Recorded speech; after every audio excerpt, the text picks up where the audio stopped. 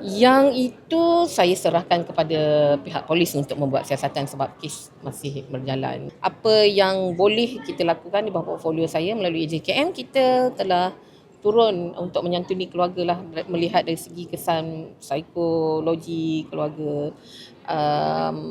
Nampak ialah mana-mana keluarga pun tidak mudah untuk menerima sekiranya ada anggota keluarga yang meninggal ataupun mati mengejut.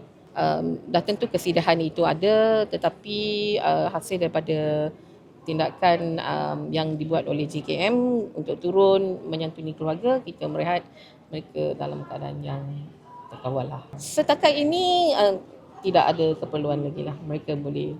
Ya, kita akan meningkatkan program-program lah, sebab kita kena sebarluaskan ilmu, ya, tindakan peranan masyarakat, supaya mereka lebih cakna apa yang berlaku dalam society mereka, apa sekiranya ada jiran yang kita lihat agak mencurigakan, boleh je kita report, ya kan.